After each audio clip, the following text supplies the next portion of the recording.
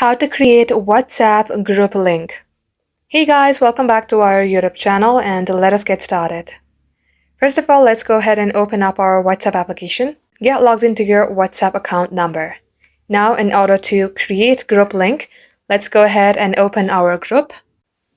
In here, tap on the group info, or you can just tap on the three dot icon that you see on your top right corner. Then tap on group info. Scroll below.